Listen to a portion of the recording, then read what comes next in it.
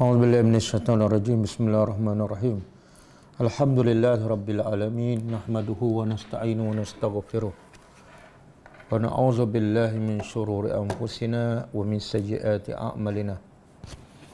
Man yahdihillahu fala mudilla lahu wa man yudlil fala hadiya lahu. Asyhadu an la ilaha illallah wahdahu la syarika lah. Wa asyhadu anna Muhammadan abduhu wa rasuluh. Subhanaka la ilma lana illa ma 'allamtana innaka antal alimul hakim. Allahumma 'allimna ma yanfa'una wanfa'na bima 'allamtana wa zidna ilma. Allahumma ati anfusana taqwaha wa zakkiha anta khairu man zakkaha. Anta waliyuha wa maulaha. Rabbi yassir wa la tu'assir, Rabbi tammi bil khair, amma ba'du. InsyaAllah malam ni kita sambung tadabbur surah Al-Baqarah ayat 148.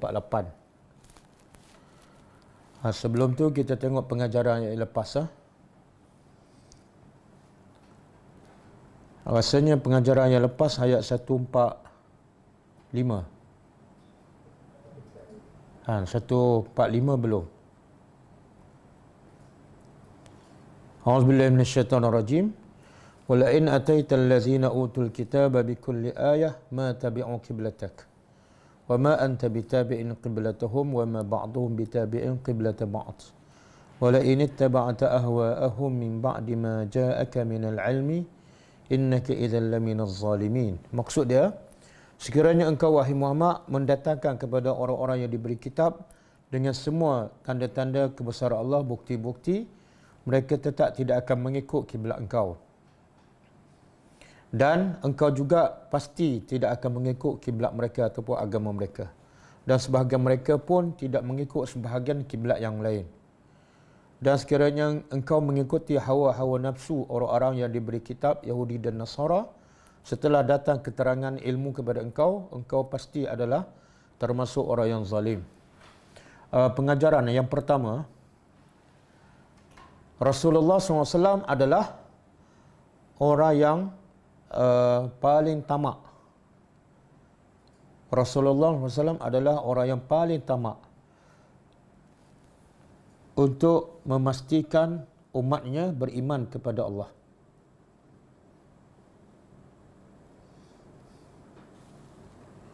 Dengan membawa segala bukti kebesaran Allah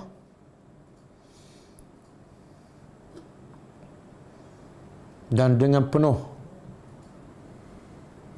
hikmah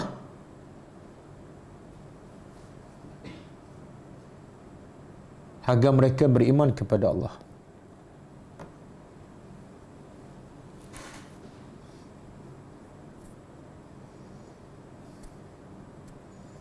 Yang kedua, kedegilan mereka yang diberi kitab. Kedegilan mereka yang diberi kitab, walaupun mereka memiliki kitab daripada Allah dan terlalu banyak bukti-bukti kebesaran Allah dan kenabian Muhammad sallallahu alaihi wasallam diberi kepada mereka, mereka tetap tidak mengikutinya. Mereka tetap tidak mengikutinya.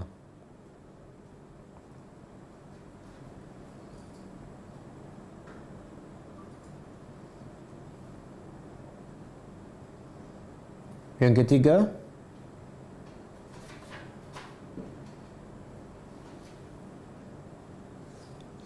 ahli kitab tidak akan mengikut kiblat Rasulullah SAW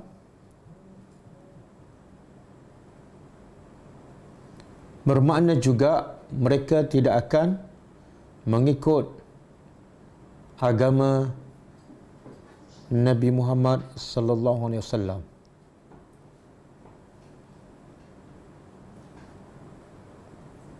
Kerana ikut kiblat adalah sebahagian daripada agama. Kerana mengikut kiblat adalah sebahagian daripada agama.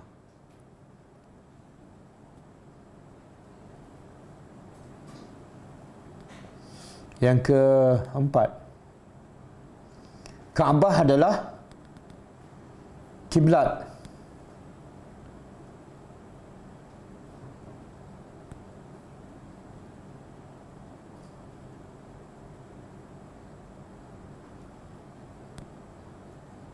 Para Nabi sejak Nabi Ibrahim AS. Kaabah adalah kiblat para Nabi sejak Nabi Ibrahim AS.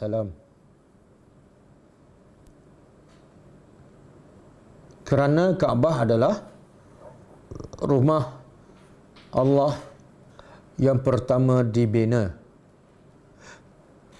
Rumah Allah yang pertama dibina untuk manusia.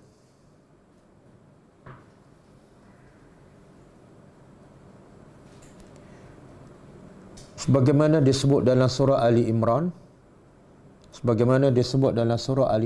ayat 96. Ayat 96.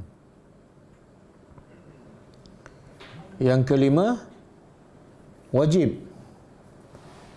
tunduk dan patuh kepada kebenaran. Wajib tunduk dan patuh kepada kebenaran apabila jelas buktinya.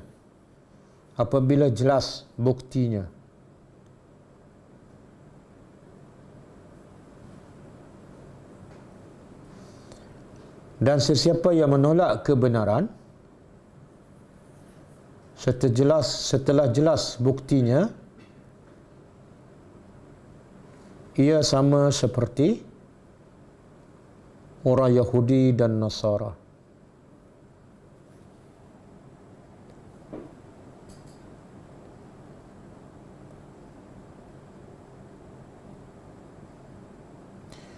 Yang ketujuh kan? Yang keenam, haram bagi orang Islam mengikut jejak langkah agama atau pemikiran atau akhlak orang Yahudi atau Nasara. Haram orang Islam mengikut jejak langkah agama, pemikiran atau akhlak orang Yahudi dan Nasara.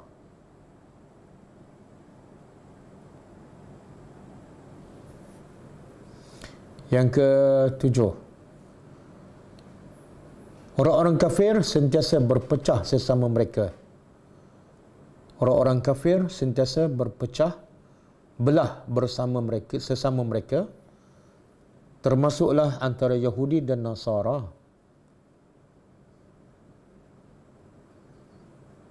Tetapi mereka akan bersatu apabila menentang Islam. Yang ke-8, semua agama selain daripada Islam yang berdasarkan Al-Quran dan Sunnah bukanlah agama. Sebaliknya ia adalah hawa nafsu manusia.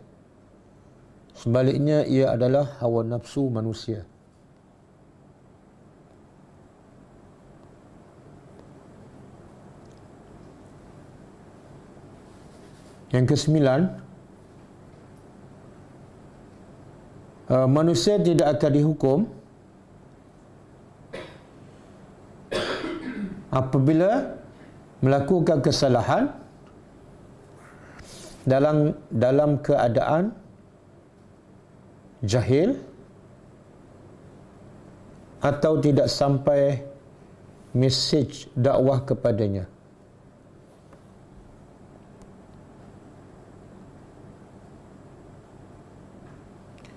Yang ke-10, hakikat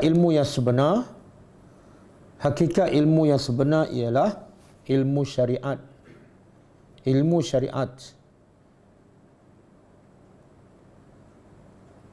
yang membawa manusia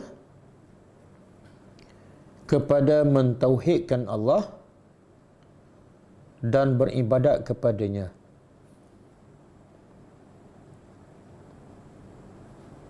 Yang ke-11,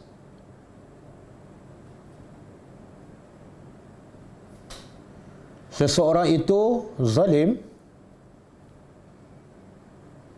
adalah disebabkan amalannya.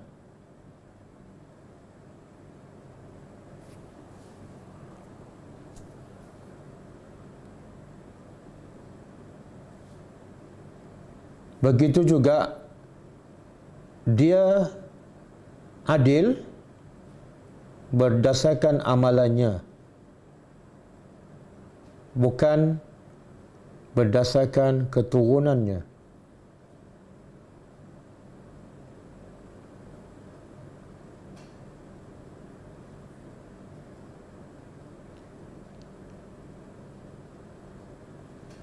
Yang ke-12 kan, jikalau Rasulullah mengikut hawa nafsu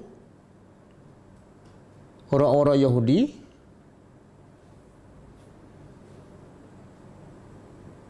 maka baginda adalah orang yang zalim.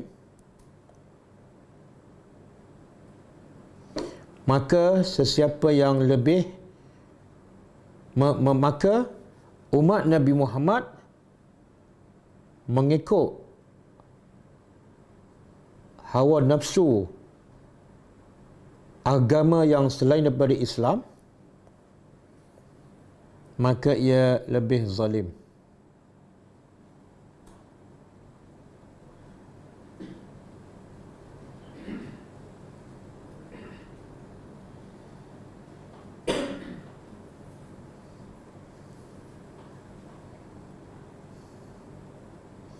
Yang terakhir, haram bagi umat Nabi Muhammad mengikut hawa nafsunya. Haram bagi umat Nabi Muhammad mengikut hawa nafsunya dalam segala amalannya dan tindakannya.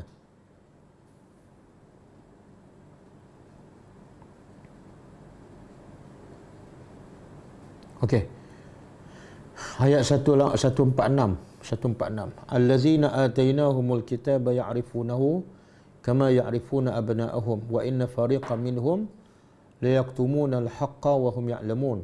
Orang-orang yang kami beri pada mereka kitab, mereka kenal Nabi Muhammad sebagaimana mereka kenal anak-anak lelaki mereka. Dan sesungguhnya sebahagian daripada mereka pasti mereka menyembunyikan kebenaran sedangkan mereka tahu.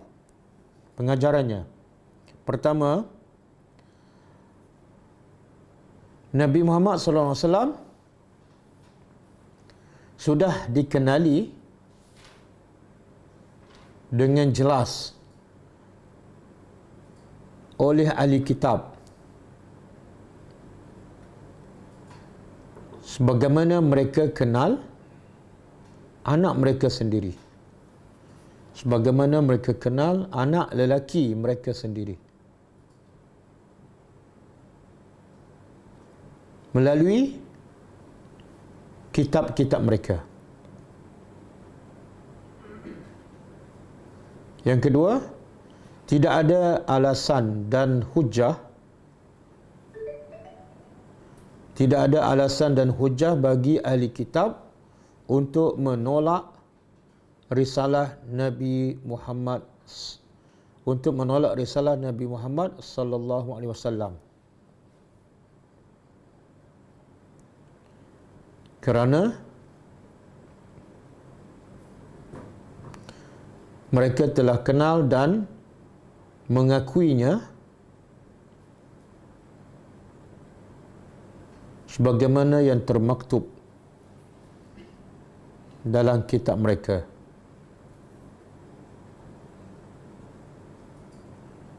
Yang ketiga,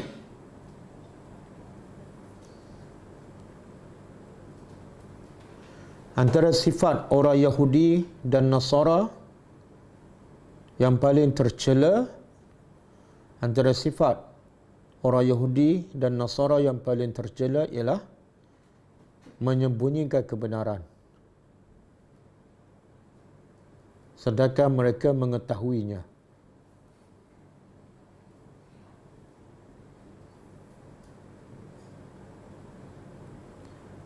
Yang keberapa? Last. Yang keempat, sesiapa yang menyembunyikan kebenaran dalam keadaan mereka mengetahuinya, maka mereka menyerupai orang-orang Yahudi dan Kristian.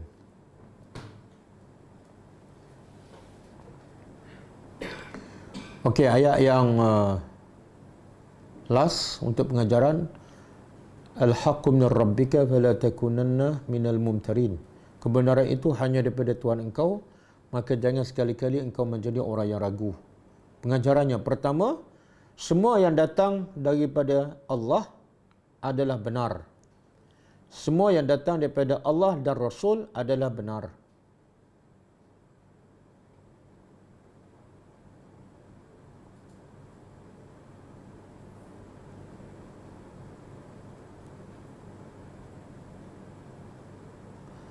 Yang kedua,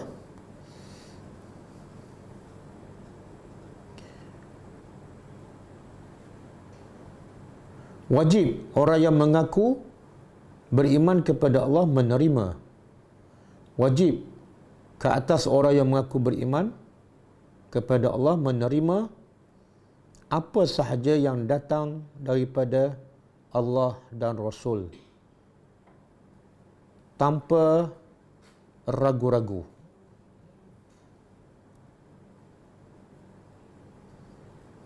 Yang ketiga, setiap amalan ataupun akidah yang bercanggah dengan apa yang datang daripada Allah, maka ia adalah batil dan sesat. Setiap yang bercanggah dengan apa yang datang daripada Allah dan Rasul, maka ia adalah batil dan sesat. Tulis dalam bracket dalilnya surah Yunus ayat 32. Dalilnya surah Yunus ayat 32.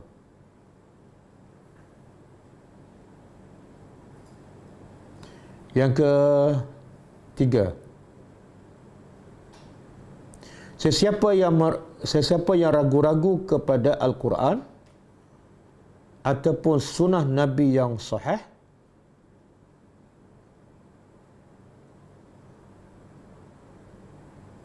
bermakna dia tidak beriman kepada Allah dan Rasul.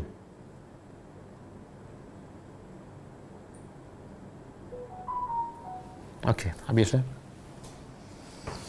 Kita sambung tadabbur ayat 148.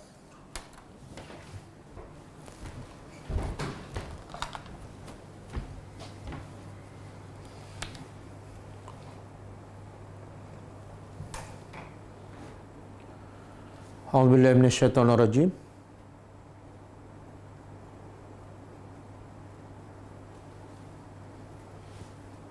Okey. Walikullin, dan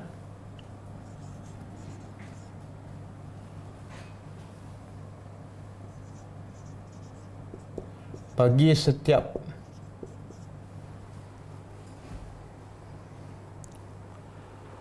setelah ayat sebelum ini Allah bagi tahu pertukaran kiblat daripada Baitul Maqdis ke Kaabah di Mekah Al-Mukarramah, dan Allah bagi tahu kebenaran itu hanya datang daripada Allah, yang selain daripada itu adalah batil. Maka Allah nak beritahu ayat seterusnya ialah Allah nak beritahu kepada Nabi Muhammad jangan layan apa saja pandangan, kritikan, tentangan orang Yahudi dan Nasara terhadap pertukaran kiblat. Allah kata, dan walikullin wijhatun, dan bagi setiap wijhatun. Wijhatun dalam bahasa Arab makna dia jihatun ataupun wajhun. Tiga-tiga perkataan ni seerti, iaitu makna dia arah ataupun hala tuju ataupun tujuan. Wijhatun, jihah ataupun wajah. Tiga-tiga ni seerti.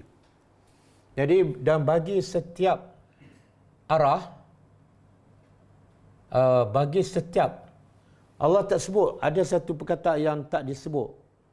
Maksud ayat di sini bagi setiap orang ataupun setiap kumpulan ataupun setiap puak ada wijhatun. Allah tak sebut ni. Walikullin, asal ayatnya walikulli ta'ifah, walikullin nas, walikullin nas. Setiap kumpulan, setiap orang ada wijhah. Apa tadi mana wijhah? Arah ataupun hala tuju ataupun pegangan. Ada pegangan. Pegangan apa ni? Umum. Bila Allah sebut pegangan saja wijhatun dalam bentuk nakirah, maka dia umum. Iaitu pegangan dari segi akidah. Pegangan dari segi pemikiran. Termasuklah dari segi kerja buat. Setiap orang, setiap kumpulan ada kerja masing-masing. Ada kerja doktor, ada kerja pemimpin, ada kerja engineer. Akidah pula, setiap orang ada akidah masing-masing.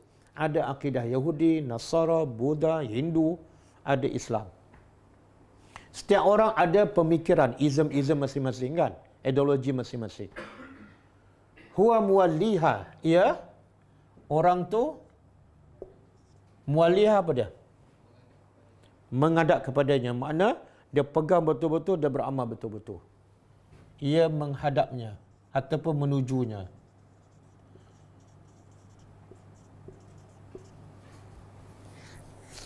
Jadi sebab Allah jadikan manusia ni untuk diuji dan Allah cipta dunia pun sebagai tempat ujian.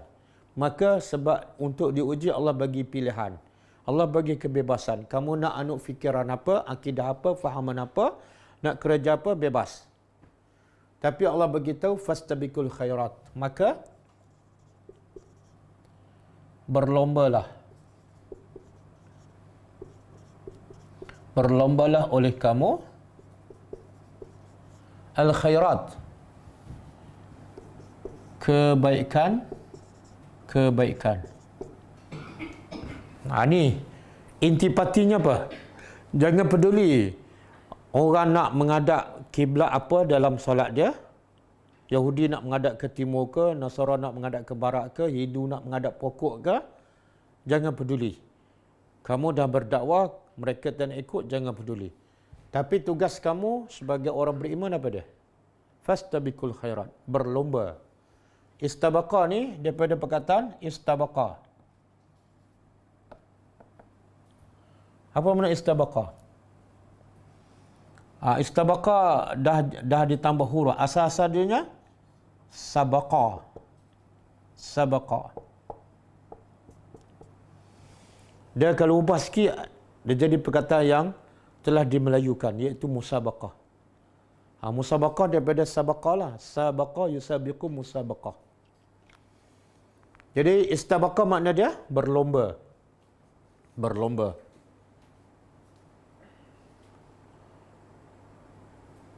Tugas kamu apa dia? Wahai Nabi dan orang yang beriman. Berlombalah kamu dan melakukan kebaikan.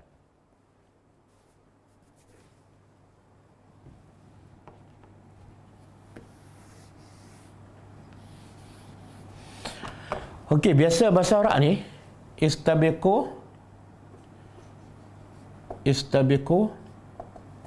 sama ada fil khairat ataupun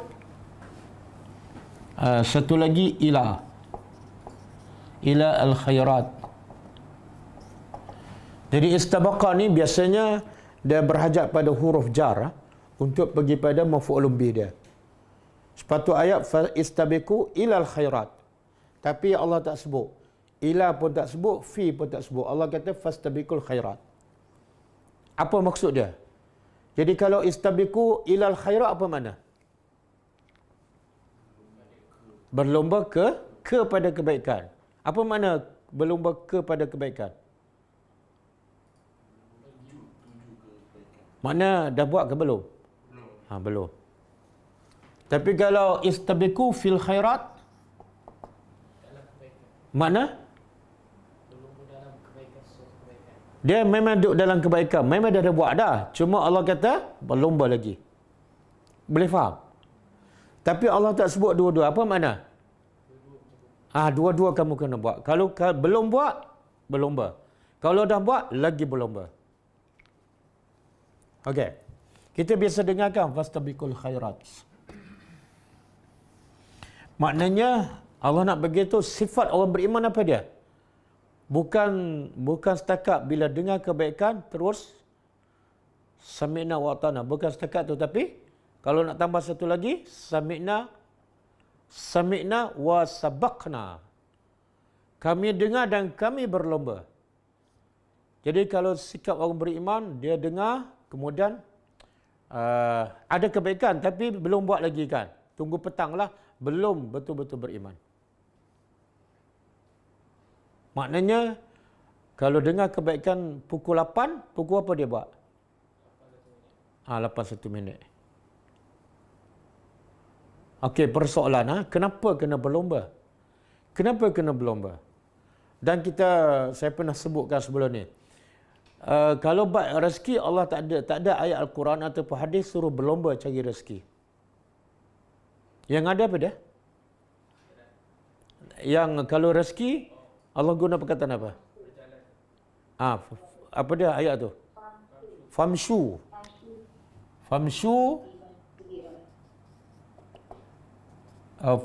fi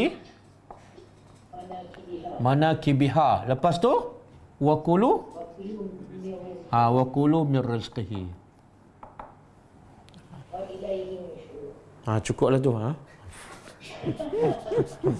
Nanti baca sampai habis surah Al-Mulk kan, tak sampai habis kelas. Famshu, maka berjalan. Fi manakibha, ke seluruh pelosok bumi. Lepas tu Allah kata makan. Jadi hujung tu makan, makna makan rezeki. Tapi sebelum tu Allah kata apa? Berjalan. Tapi kalau khairat, Allah tak kata berjalan. Allah kata berlomba. Sama juga ayat lain kan.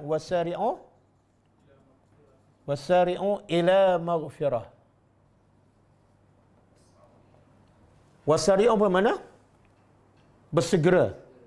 Surah cepat. Kepada apa? Keampunan. Lagi ayat. Fafirru ilallah. Surah Az-Zariyat kan? Fafirru ilallah. Kalau nak balik kepada Allah, kena berjalan ke, kena berlomba ke, kena cepat ke, kena apa? Tak. Fafirru apa makna? Lari. Lari. Jadi cuba perasan, kalau kebaikan Allah kata berlomba, kalau bertaubat Allah kata segera, kalau balik kepada Allah lari. Tapi bila rezeki Allah kata berjalan. Kenapa tu? Jadi soalan dia. Ya? Hajat telah ditentukan. Kalau dah ditentukan, relax lah. Tak payahlah berlomba.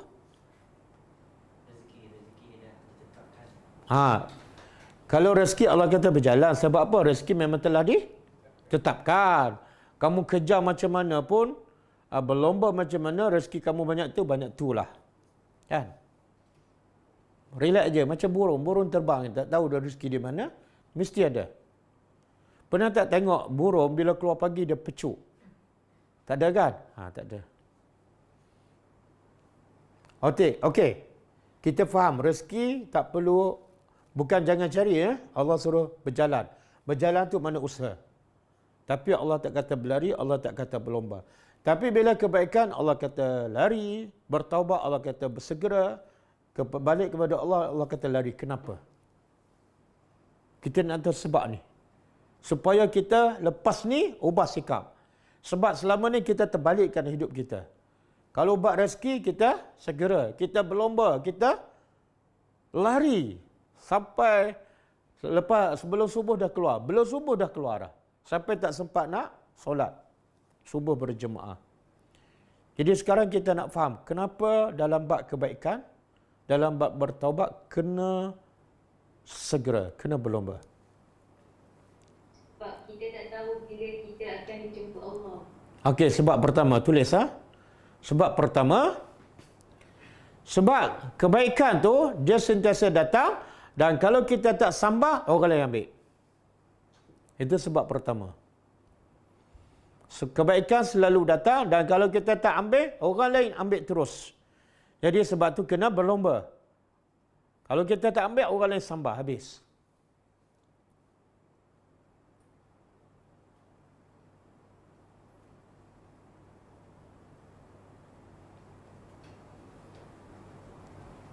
Kadang-kadang kita bagi tahu kita nak bina masjid kan. Kita perlu lagi 10,000 je. Kita tak berlomba kan. Tak apalah hujung minggu saya bagi. Tengok-tengok dah penuh. Kan? Rugi. Okey, itu sebab pertama. Sebab kedua ialah sebab umur kita pendek. Sebab umur kita pendek, maka kena berlomba. Kalau umur panjang tak apa. Umur 1000 tahun kan. Okey lagi lah. Ada masa nak cari kebaikan. Tapi umur kita pendek dan sebab ketiga, ajal datang bila-bila masa. Ajal datang bila-bila masa. Jadi kalau kita tak berlomba dalam keadaan umur kita pendek dan ajal pula datang bila-bila masa, kita akan banyak terlepas kebaikan. Tangguh besoklah, tengok-tengok sakit. Tak boleh buat kan?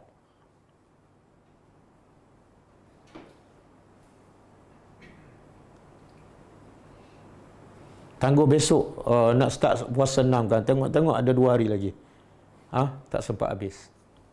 Tangguh besok nak start solat sunat witir kan. Walaupun 1 rakaat. Tengok-tengok malam besok terlupa. Malam lusa mati. Kan? Saya nak tunjuk bukti sifat orang beriman ialah mesti berlomba. Kalau tak berlomba, dia tak berapa beriman. Contohlah, kita ni kalau beriman dengan dunia, kita cukup beriman. Betul tak? Contohlah, ada peluang untuk berniaga kan. Keuntungan 2,000 sebulan. Dan berniaga pun tak berat sangat. Kita terus berlomba ke tangguh minggu depan? Teruskan. Kalau keuntungan 20,000, tak cakap banyak. Kenapa tak begitu awal-awal? Itu bab dunia kan? Bab dunia. Dan kalau kita tengah bekerja, tiba-tiba ada offer yang jauh lebih. Kita tangguh tak? Tak. Itu bab dunia. Tapi kalau bab akhirat, orang beritahu zikir pagi sekian-sekian. Ustaz, ada tak yang pendek sikit? Tengok cara kita berfikir. Sebab apa? Kita bukan beriman. Kita lebih beriman kepada dunia. Ustaz, solat witir boleh tak buat 1 rakaat? Tengok cara bertanya kan. Ustaz, berapa paling banyak solat witir? Jarang soalan tu ditanya kan. Ustaz, solat duha ni, solat sunat, kalau baca surah Fatihah saja, okey tak? Tengok soalan tu. Soalan pemalas ke soalan orang yang berlomba? Kalau berniaga, orang kata kalau kerja macam ni dapat 1,000. Kalau rajin lagi 2,000. Kita pilih yang mana? 1,000 ke 2,000? Tengok cara kita berfikir. Akhir sekali banyak umur kita, masa kita, tenaga kita habis untuk benda yang kita akan tinggalkan. Cuba buka surah Al-Mu'minun. Surah Al-Mu'minun ayat 59 dan 60. 59 dan 60.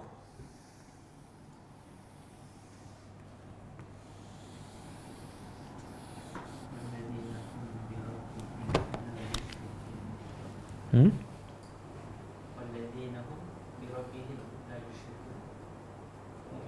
60.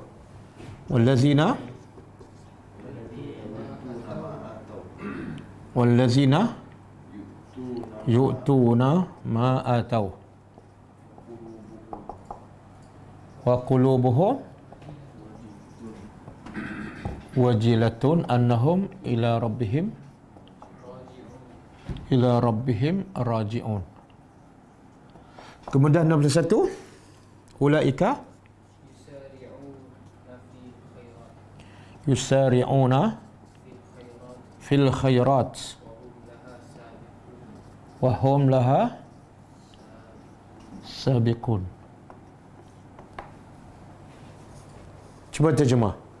Wallazina yu'tuna, dan Allah nak sebut sifat orang beriman. Wallazina yu'tuna, orang yang yu'tu makna fi'il apa ni? Fi'il mudhari'. Bila mudhari' mana? Sentiasa.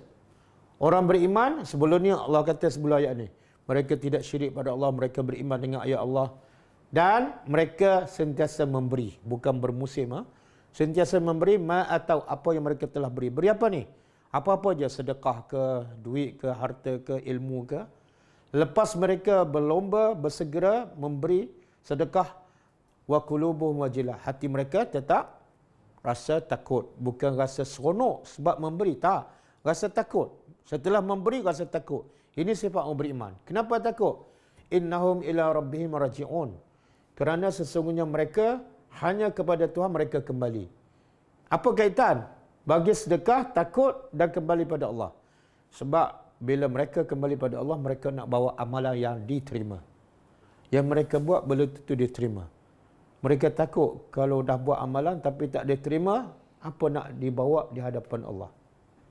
Kemudian Allah simpulkan, orang yang ada sifat ni, memberi, berlomba, takut. Allah kata apa? Ulaika yusari'una fil khairat. Inilah orang yang bersegera fil khairat, dalam bukan ilah, kena beza, kena faham tu. Sifat orang beriman berlomba bukan kepada kebaikan. Kalau kepada, sebelum ni belum buat. Tapi berlomba dalam kebaikan. Mereka memang duduk dalam lingkungan kebaikan. Setiap hari buat, tapi berlomba. Kemudian tambah satu lagi sifat, wahum laha sabiqun. Mereka dengan kebaikan itu sabiqun. Apa makna sabiqun? Ada dua sifat. Satu yusari'un. Yang kedua, apa beza? Apa beza?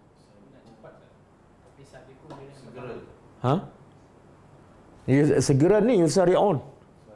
Tengok Allah sebut dua-dua. Sabiqun ni dia munafasah. Dia nak nombor satu. Nah? Dia nak first, nak pertama. Dia berlomba, dia bercepat, tapi Sabiqun nak yang pertama. Bukan nak pertama. Dia berlomba, yusari'un berlomba, bersegera, dan mereka menang. Dalam ramai-ramai 10 orang berlomba, dia yang menang. Sabiqun mendahului. Sabiqun makna mendahului. Berlomba kat sini, di sini, menang.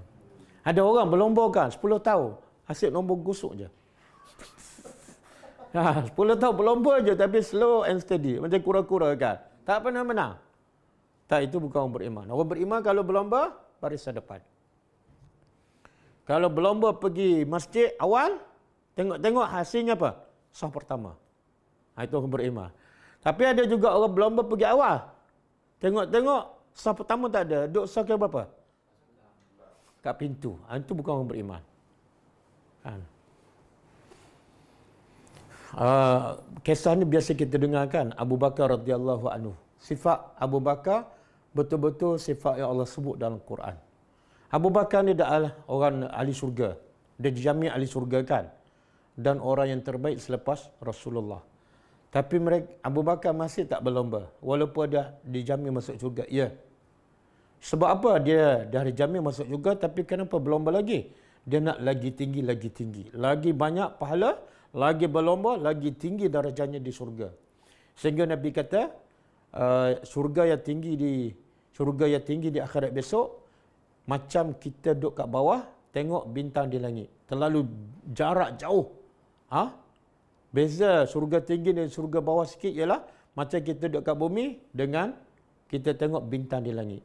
Dan Nabi kata itulah tempat Abu Bakar dan Umar. Satu pagi, Nabi tanya para sahabat kan, siapa kalangan kamu yang berpuasa sunat hari ini? Abu Bakar angkat tangan, ana. Sunat bukan wajib. Sepatut orang biasa, sahabat biasa kan. Tapi Abu Bakar yang angkat tangan. Nabi tanya soalan kedua, siapa kalangan kamu yang dah bersedekah pagi ni? Abu Bakar angkat tangan. Soalan ketiga, siapa kalangan kamu yang dah ziarah orang sakit hari ini? Abu Bakar angkat tangan, ana ya Rasulullah. Yang keempat, siapa kalangan kamu yang dah mengiringi jenazah? Abu Bakar kat tangan. Empat-empat ni yang wajib ke yang sunat ni? Yang sunat. Siapa yang berlumba ni? Ahli syurga ke ataupun ahli neraka? Kalau yang tak berlumba tu makna apa? Dia ahli? Saya tak tahu. Sebab biasa yang tak berlumba ni orang yang syok sendiri kan. Kenapa nak berlumba? Relax lah. Kita kan macam ahli syurga. Kenapa Abu Bakar berlumba? Sebab orang beriman bila dia buat apa-apa kebaikan, hati dia masih takut. Hati takut itulah menyebabkan dia terus berlumba. Kenapa berlumba? Takut yang lepas tak diterima. Dan beza orang yang tak berlumba ni, kenapa tak berlumba? Sebab dia rasa yang lepas tu okey. Kenapa tak puasa 6? Puasa Ramadan okey dah. Saya rasa khusyuk betul lah Ramadan tahun ni. Kenapa tak salat witir lepas Ramadan? Saya dah tarawih 23 setiap malam. Tak pernah miss. Oh, bahaya tu, bahaya. Bila dia rasa syok sendiri, dia tak akan berlumba lepas tu. Tapi bila ada rasa takut, ada sifat berlumba dan akhirnya menang. Boleh ke? Seorang sahabat nama dia Amru bin Jamuh radhiyallahu anhu, antara pemimpin orang Ansar di Madinah. Dia bila Nabi isytihar perang Badar, dia terus cabut pedang terus pergi. Dia tempang antara sahabat Nabi yang tempang dia sangat kuatlah. Tahukah tempang berjalan? Okey. Bila peperangan Uhud yang kedua pada tahun 3 Hijrah, dia nak pergi lagi berperang. Anak-anak dia 4 lelaki semua Islam, berkata pada bapa dia, "Wahai bapakku, Allah telah beri keuzuran kepada kamu. Sebab kamu dah tua, kemudian kamu ada keuzuran tempangkan. Kami masih muda, biarkan kami pergi berjihad." Dia terus cabut pedang dia pergi jumpa Rasulullah. Dia kata, "Ya Rasulullah, aku nak berjihad, tapi anak aku halang aku." Tengok, berlumba tak? Nabi kata, "Kamu dah ada keuzuran, tak payah bagi anak kamu. Aku nak pergi juga Rasulullah." Bila Rasulullah tengok dia bersungguh-sungguh nak pergi, Nabi izinkan. Kemudian Nabi beritahu anak dia, "Kamu berjihad, tapi kamu jangan halang bapa kamu." Dan akhirnya Amr bin Jamuh dia kata pada Rasulullah, "Aku nak berjihad sebab apa? Aku nak berjalan dalam syurga dengan kaki tempang ni." Dan akhirnya dia mati dalam peperangan Uhud. Subhanallah, macam mana Nabi didik sahabat yang tua, yang tempang, berlumba untuk apa ni? Bukan untuk sedekah, tapi untuk mati. Mati dalam peperangan kan? Susah. Okey? Kita sekarang timbul soalan. Apa benda mungkin lepas ni pelajar tanya soalan. Jadi sebelum pelajar tanya, saya jawab soalan. Lepas ni jangan tanya. Nak berlumba dalam bab apa ni? Okey. Allah sebut antara benda yang paling utama kita berlumba ialah dalam surah Al-Baqarah ayat 177. Surah Al-Baqarah ayat 177. Pada apa yang kita patut berlumba? Allah kata apa? Laisal bir an tuwallu wujuhakum qibala al-masyriqi wal maghrib, walakinnal birra man amana billahi wal yawmil akhir wal malaikati kan wal kitabi wan nabiyina. Okey. Berlumba yang pertama ialah Allah nak sebut ni, orang yang baik, orang beriman bukan dia menghala timur ataupun barat, tapi orang yang beriman ialah orang yang berlomba untuk menjadi orang yang beriman kepada Allah, hari akhirat, kepada malaikat, kepada Nabi, kepada Quran. Berlombalah jadi orang beriman, yang pertama. Berlombalah untuk tadabbur Al-Quran. Berlombalah untuk berdakwah, supaya orang faham juga Al-Quran, supaya orang juga berdakwah. Berlomba. Jangan dah belajar lama, dah berlomba belajar, tapi tak berlomba nak berdakwah. Sebagaimana jin bila beriman terus berlomba pergi berdakwah pada kaum dia. Amr bin Tufail bila beriman kepada Nabi terus berlomba berdakwah pada kaum dia. Okey, yang kedua? Wa atal mal ala hubbihi zawil qurba wal yatama. Yang kedua berlomba bagi harta yang mana? Yang kamu sayang. Bukan berlomba bagi barang second hand. Kan? Ustaz, ada mana-mana nak pakaian, saya nak cepat-cepat clear almari saya sebab saya ada nak beli yang baru. Itu bukan sifat orang beriman. Berlomba bagi harta yang dia sayang. Kepada siapa?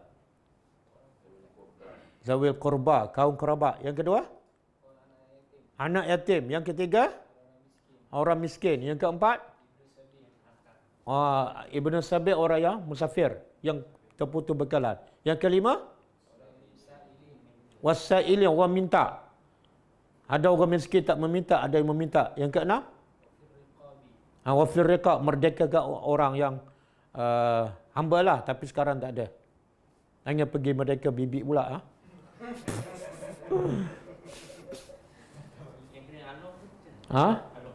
Alung pun sama. Bukan memerdekakan alung, memerdekakan orang yang berhutang dengan alung. Ya, itu termasuk tu. Lagi? Makna berlomba untuk bagi harta yang kita sayang dan ikut turutan Al-Quran. Pertama pada kaum kerabat. Yang kedua anak yatim. Yang ketiga orang miskin. Yang keempat Ibnu Sabi, kan, orang meminta dan okey. Saya pernah beritahukan bagaimana Aisyah bila dapat duit dia berlomba bagi sikit ke separuh ke semua. Semua sampai dia lupa untuk diri dia. Ini sifat orang beriman ni. Okey, yang ketiga berlomba untuk wa aqamas salah. Dan wa ataz zakah. Berlomba solat, mendirikan solat. Apa maksud? Berlomba solat awal waktu. Kalau bukan PKP, berlomba bagi lelaki solat berjemaah di saf pertama. Nabi kata apa? Kalau manusia tahu kelebihan solat berjemaah di saf pertama, manusia buat apa? Dia semua berebut. Bila semua berebut tak cukup, kan? Sebab saf tak banyak, orang ramai. Maka dia sanggup mengundi dan menunggu keputusan. Siapa menang undi untuk barisan pertama dalam sah salat, bukan menang undi dalam pilihan raya. Okey. Berlomba apa? Solat sunat. Berlomba apa? Solat duha. Berlomba apa? Solat witir, kan? Dan berlomba untuk keluarkan zakat. Jangan last minute, dah dekat-dekat nak mati baru nak keluarkan zakat.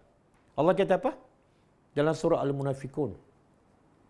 Wa anfiqu mimma razaqnakum min qabli an ya'tiya ahadakumul maut. Min qabli an ya'tiya ahadakumul maut fayaqulu rabbi laula akhartani ila ajalin qarib fa as-saddaqa wa aku minas salihin. Allah kata infak sebelum datang kematian pada kamu. Tengok Allah sayang pada kita. Allah tak ada faedah pun. Allah tak ada manfaat bila kita infak. Kita infak ke, kita kedekut sikit pun tak ada masalah bagi Tuhan. Tapi Allah sayang pada kita. Allah kata infak sebelum apa? Dan Allah beritahu, kenapa kena segera infak sebelum mati? Kenapa? Sebab Allah tahu. Kalau kamu dah mati, barulah kamu kata, ya Allah, boleh tak bagi sikit je masa untuk aku sedekah? Tak dah terlambat dah. Jadi Allah kata bersegera sedekah sebelum datang. Ada seorang student telefon saya. Ini ambil pengajaran lah. Dia kata bapa dia ada umur 80 lebih, kan. Sakit. Duit ada banyak dalam bank. Ada situ 100 ribu. Yang ni 50 ribu. Tapi dia kedekut. Sebab apa? Alasannya dia kata dia nak simpan untuk anak. Nak simpan untuk anak. Anak semua sihat walafiat, kan. Anak selama ni bergantung setelah dah berkahwin berumah tangga, tak pernah bergantung dengan duit dia. Macam mana dia boleh berfikir macam tu, kan? Sepatutnya dia fikir apa? aku perlukan sedekah, pahala sedekah selepas mati. Aku kena bagi semua. Tapi tak masuk tu. Tak masuk. Rugi. Sebab itulah perlunya belajar tadabbur Al-Quran supaya apa? Kita faham apa yang terbaik untuk kita selepas mati. Bukan simpan kat dunia, tapi simpan di akhirat. Okey, yang keempat, berlomba apa? Wal mufuna bi ahdihim iza ahadu. Segera tepat janji bila kamu berjanji. Janji dengan Allah, janji dengan manusia, segera. Kalau pukul 8, pukul 8. Sebab apa? Takut kamu tak tepat janji, tiba-tiba kamu mati. Maka takut-takut termasuk sifat munafik. Bila berjanji tak tepat. Bila bercakap, bohong. Bersegera. Yang kelima, wasabirina fil ba'sa. Segera apa ni? Segera sabar, bukan segera marah. Silap sikit, segera marah. Aku pantang buat silap, aku mesti marah. Tak, aku pantang orang buat silap, mesti aku sabar. Segera sabar. Sebab Allah kata antara sifat orang bertakwa ahli syurga al-kazimin al-ghaiza, yang boleh tahan marah. Bila tak boleh tahan marah, tindakan ikut apa? Tindakan ikut nafsu dan banyak merugikan dia dan orang lain. Okey. Kita tengok bagaimana sahabat berlomba untuk mati jihad macam Amr bin Jamuh. Dan kita tengok dalam surah At-Taubah ayat 92. Surah At-Taubah ayat 92. Allah kata apa?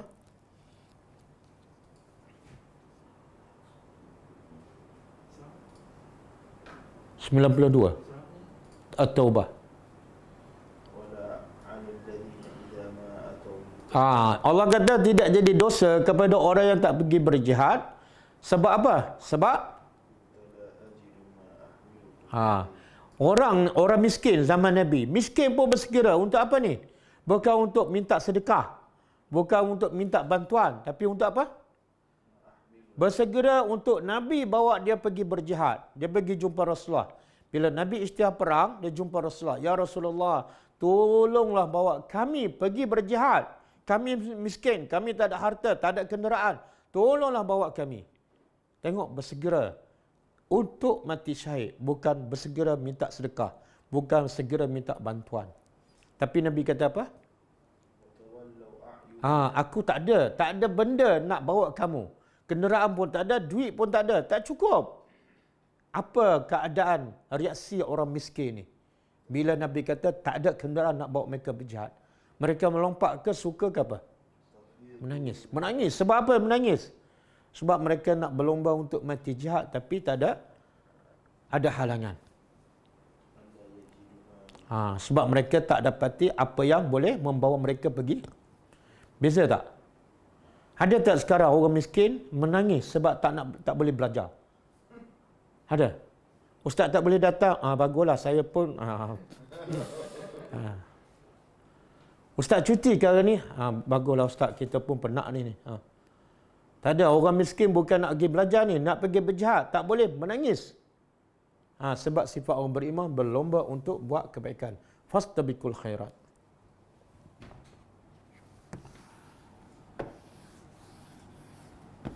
Okey. Ainama takunu, di mana sahaja takunu kamu berada, ya'ti bikumullah, Allah akan bawa datang kamu jami'an, kesemua. Apa maksud ayat ni? Apa maksud?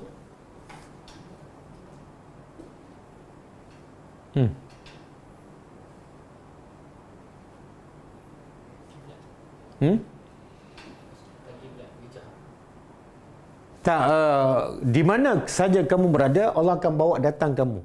Bawa datang di mana ni? Akhirat besok. Apa yang Allah nak bagi tahu? Kamu berada di mana sahaja, Kamu menghadap apa saja kiblat, kamu beramal apa saja, di laut ke, di darat ke, di udara, bila mati, Allah akan bawa semua sekali. Tak, ada orang tu dah terbakar, hangus, semua tak ada, mayat dia tak ada, Allah akan bawa. Ada yang mati dalam laut kan, tak jumpa, Allah akan bawa. MH370 tak jumpa, 300 orang, Allah akan bawa. Jadi tak payah cari dah. Tak payah cari. Sebenarnya ayat ni Allah nak bagi apa ni? Allah nak bagi amaran kepada orang yang tak beriman. Yang engkau perintah Allah supaya ikut kiblat. Dan engkau semua perintah Allah. Macam-macam agama faham dia ikut. Yang Allah dia tak ikut. Tak apa, silakan. Tapi di akhirat besok kita jumpa. Tak ada seorang pun yang terkecuali. Mesti jumpa dengan Allah. Sebab apa? Susahkah bagi Allah nak bawa semua manusia daripada Adam, termasuklah jin, untuk diadili di akhirat di satu tempat. Tak tahulah berapa triliun. Susah tak bagi Allah? Ayat dia seterusnya Allah kata sesungguhnya Allah ala atas setiap sesuatu qadirun, maha berkuasa. Bukan susah pun sebab Allah maha berkuasa. Kita kadang-kadang nak bagi vaksin pada semua rakyat tak boleh kan? Ada 10,000 kat Kelantan tak datang. Ada 11,000 kat Kedah tak datang kan? Tak boleh nak bagi semua. Ada pula kat Selangor tak cukup vaksin. Sebab apa? Manusia bukan ala kulli syai'in qadir. Jadi ayat ni bagi orang kafir amaran keras. Kamu nak buat apa silakan. Nak pegang agama apa, nak menghadap kiblat mana silakan. Tapi di akhirat kamu tak lepas. Satu. Yang kedua, hiburan kepada orang beriman. Apa dia? Jangan peduli kejahatan orang kafir. Bertenang. Relax. Sebab apa? Mereka jahat macam mana, Allah akan hukum. Kamu kalau dizalimi, kamu akan dapat keadilan daripada Allah Subhanahu Wa Taala. Kemudian Allah ulang sekali lagi pasal kiblat. Wa min haitsu, dan dari arah mana kharajta engkau keluar. Engkau ni siapa? Rasulullah. Tapi kaedah dalam Al-Quran, bahkan dalam mana-mana urusan dunia lah, bila arahan kepada ketua bermakna arahan kepada arahan kepada pengikut. Makna apa? Dari arah mana saja engkau dan umat engkau keluar ke mana? Ke darat ke lautan ke udara ke, musafir ke, mukim ke, maka fawalli, maka hadapkan wajah engkau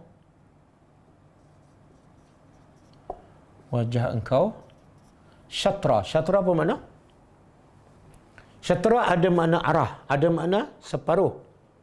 Kan? As-sabru syatrul iman. Syatru ada makna separuh, ada makna arah. Halakan wajah engkau ke arah Masjidil Haram.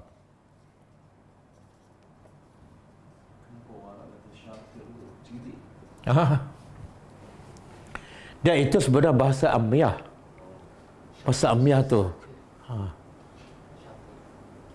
Dia bahasa Arab ni, kalau syatru ada makna arah, ada makna separuh dan ada makna bodoh. Sebab tu kalau ikut bahasa Pusah, dia kata pada budak tu anta syatir. Itu bahasa Amiyah. Kalau bahasa Pasar engkau bodoh. Kalau bahasa Amiyah makna engkau cerdik. Tapi kalau bahasa Fusha engkau bodoh. Jadi salah penggunaan bahasa lah. Okey, hadapkan wajah engkau ke arah Masjidil Haram. Sebenarnya dah ada tak ayat macam ni? Allah arahkan Nabi dan umat dia menghadap ke arah kiblat bila nak salat. Dah ada tak? Dan sekarang Allah ulang tak? Kenapa Allah ulang?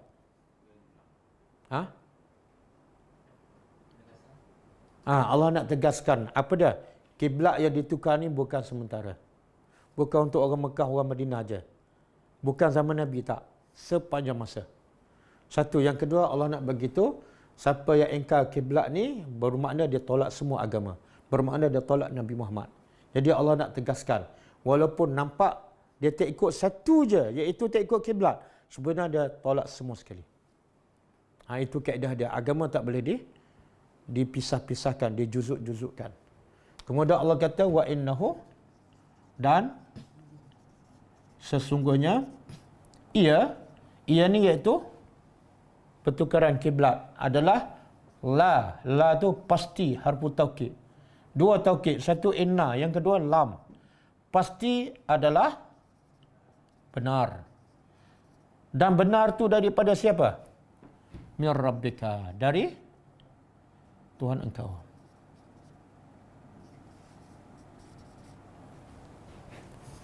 Apa yang Allah nak beritahu ni? Kamu sangat-sangat tidak patut menolak pertukaran kiblat. Kenapa? Sebab dia bukan daripada Muhammad. Bukan setakat dia benar, tapi dia datang dari pencipta engkau.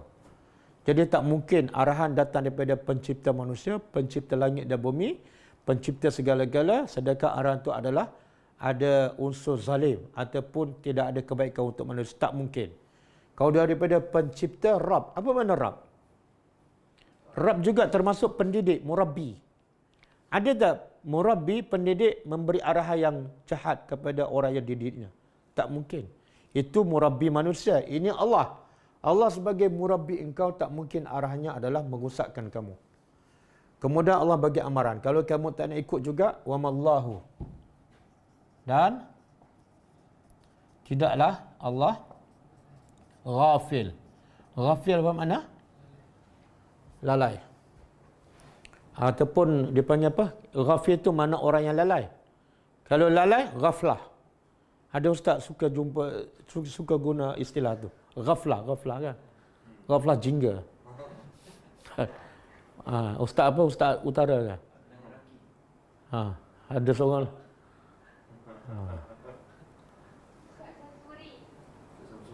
Ghaflah. Ada seorang lagi ustaz kat Penang tu, selalu guna ghaflah jingga. Ustaz Alim. Ustaz Alim. Alim.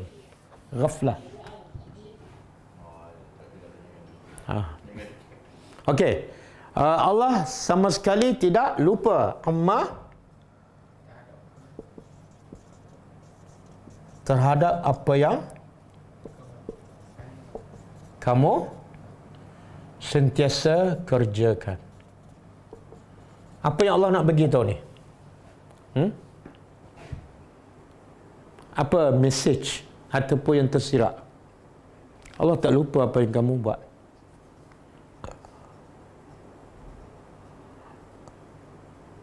Dia kalau polis cakap pada kita kan, ketua polis. Dia kata apa? Ingat saya tak akan lupa apa yang kamu buat. Sebenarnya apa maksud dia?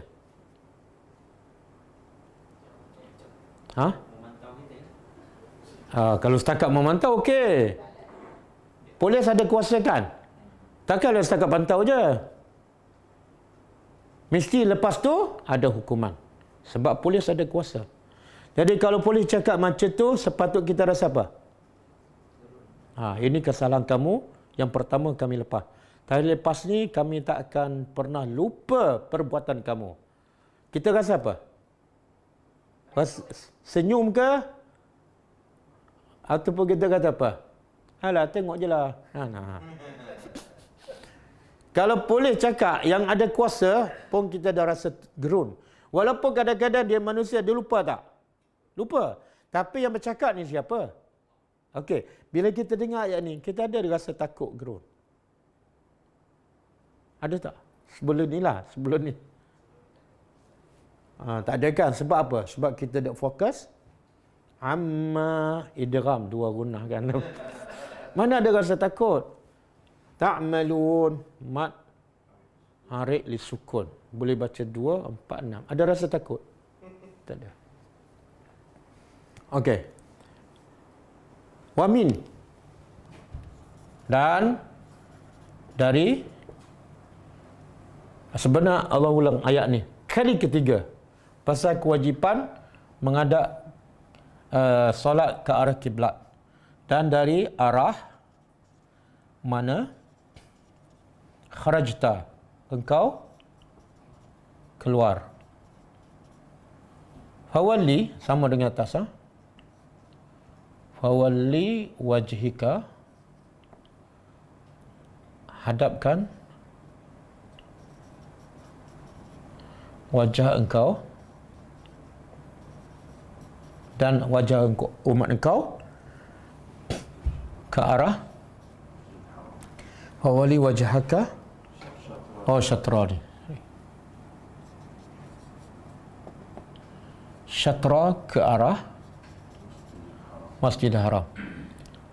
Sama dengan ayat atas kan? 3 kali. Ulang. 3 kali kan? Sebelum ni 1, ini 2, ini 3. 3 kali. Makna apa tu? Allah nak tegaskan.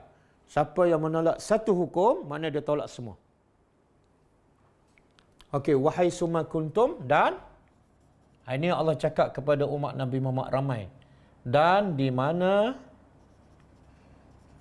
sahaja kamu berada, di laut, di darat, di udara, atau kapal terbang, atas unta, fawallu, maka hadapkan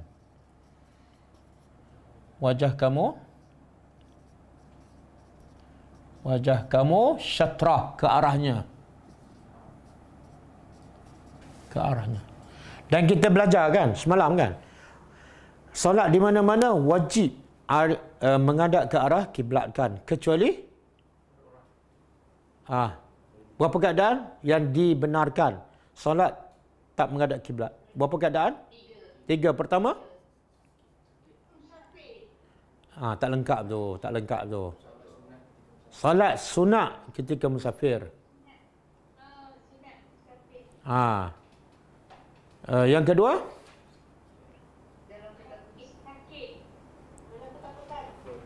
dalam ketakutan, seperti dalam peperangan ataupun lari daripada musuh.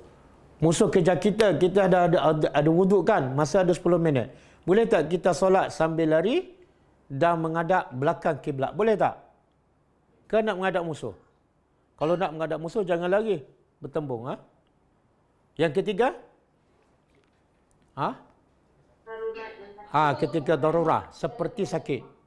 Darurat ni makna kita tak boleh buat apalah, terpaksa kan, bukan takut. Okey? Jadi ada tak solat hormat waktu? Tak ada. Kalau keadaan tak boleh menghadap kiblat disebabkan takut ataupun darurat, boleh solat walaupun tak menghadap kiblat dan tak perlu qada. Okey. Kenapa ni Allah tukar kiblat ke arah Mekah?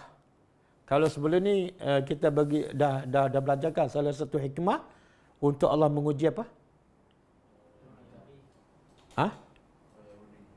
Ialah apa ujiannya apa dia? Untuk apa? Untuk melihat man yattabi'ur ar-rasul. Siapa yang ikut Rasul dan siapa yang patah balik. Kan?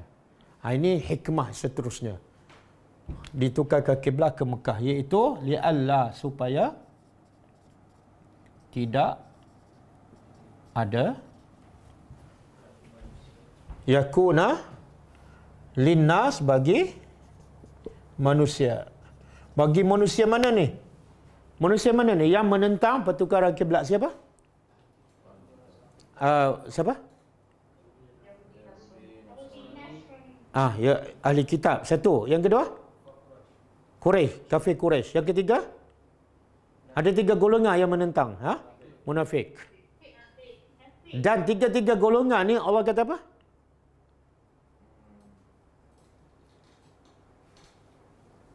Sayaqulus sufaha. Bodoh. Kenapa Allah tak kata Yahudi, kenapa tak kata ahli kitab, tapi Allah kata bodoh? Sebab apa? Di mana kebodohan mereka ni? Yahudi sekarang menguasai ekonomi dunia kan, tapi Allah kata bodoh. Di mana kebodohan mereka?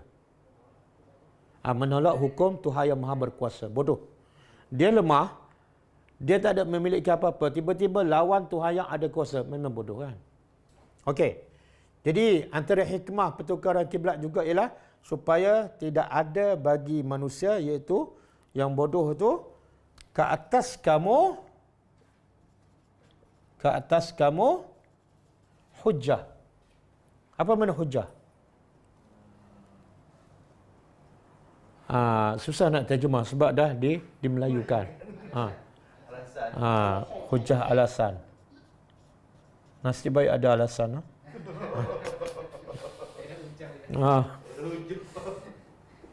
Alasan. Illa kecuali allazina orang-orang yang zalim. Yang mereka zalim. Minhum dari kalangan mereka. Okey. Apa maksud ni? Antara hikmah Allah tukarkan kiblat daripada Baitul Maqdis ke Kaabah, selain daripada nak tengok siapa ikut Nabi dan siapa tak ikut, selain daripada itu apa dah? Ini ke hikmah yang kedua lah. Supaya orang Yahudi, orang munafik dan orang kafir Mekah tidak ada alasan lagi untuk mengatakan apa? Nabi tak betul. Kenapa? Sebab cerita pertukaran kiblat ni dah ada tak dalam kitab mereka? Makna cerita Nabi Muhammad ada tak dalam kitab mereka? Dan cerita Nabi Muhammad ada dalam kitab mereka, dan ada juga cerita dalam kitab mereka bahawa Nabi Muhammad ni yang akan datang ialah kiblatnya Mekah. Kalau kiblat tak ditukar ke Mekah, mereka ada alasan apa dia? Dia bukan Nabi. Kami tak beriman dengan Muhammad. Sebab apa? Tak tukar kiblat pun faham. Dan bagi orang kafir pula, bagi orang kafir tak ada hujah juga di sudut apa ni? Bila kiblat ditukar pada Mekah kepada Kaabah, mana orang kafir terdiam. Dia kata apa? Memang betul lah, ini betul-betul Nabi. Kenapa? Sebab bila dia balik kepada kiblat Mekah, makna dia balik pada kiblat moyang mereka, Nabi Ibrahim. Dan Nabi Ibrahim agama Islam berlawanan dengan agama kami. Makna Muhammad ni betul-betul Nabi dan bawa agama yang berbeza dengan agama kami. Kami tak ada alasan nak tolak. Yang orang munafik pula, apa hujah munafik sebelum ni? Dia kata Muhammad ni agama tak boleh pakai. Sebab apa? Tak ada pendirian. Sekejap Baitul Maqdis, sekejap Mekah. Maka lepas ni orang munafik pun tidak ada alasan. Kenapa? Tak tukar tempat lain. Kecuali kepada orang yang zalim. Apa maksud orang yang zalim? Orang yang zalim ni di tiga golongan juga, Yahudi, Nasara, kemudian munafik dan orang kafir. Mereka tetap mengatakan apa? Agama Muhammad ni agama tak betul. Sebab apa? Tak ada pendirian. Sekejap Baitul Maqdis, sekejap. Mereka tetap guna hujah yang bodoh. Sebab apa? Dia zalim. Sepatut hujah tu tak terpakai, tapi dia pakai juga. Sebab apa? Dia zalim. Orang Mekah kata apa? Hujah bodoh dia apa? Dia kata, inilah tanda Muhammad bila pergi Madinah, tiba-tiba kiblat tukar pada Mekah. Makna dia rindu ke Mekah dan nak balik pada agama kita.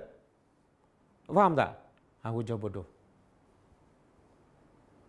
Okey. Orang Yahudi pun sama. Dia kata apa? Dia kata apa? Muhammad agama tak betul. Kenapa? Sebab dia tinggal kiblat yang asal. Dia sendiri dah menghadap ke sana. Tak betul lah tu. Itu kiblat kamu juga. Baitul Maqdis. Kenapa nak tukar? Tapi hujah siapa tu? Orang yang zalim. Kemudian Allah kata, fala takhshawhum. Maka janganlah takut. Janganlah takut kepada mereka. Kepada siapa? Tiga golongan. Allah perintah pada Nabi, jangan takut pada mereka. Mereka yang mana ni? Ni. Yang zalim. Mereka nak kata apa? Jangan takut. Sebab kamu adalah di pihak yang jangan takut, jangan terkesan, jangan peduli. Sebaliknya, wakhshawni, dan takutlah hanya kepadaku.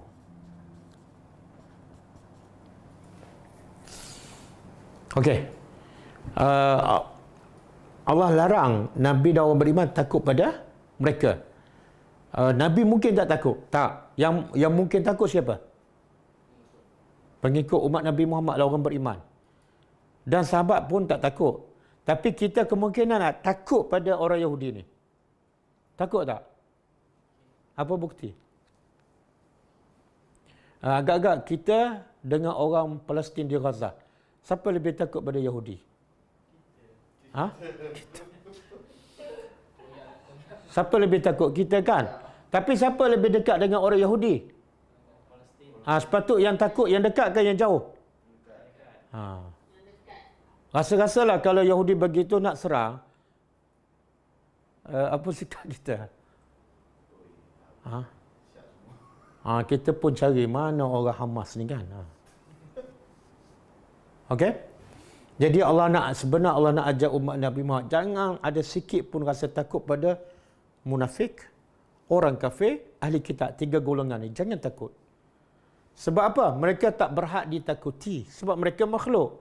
Yang patut ditakuti siapa? Aku. Sebab aku Tuhan kamu. Okey? Boleh ya? Dia ada soalan. Kenapa Allah larang dulu? Jangan takut mereka. Kemudian baru Allah perintah. Takutlah aku.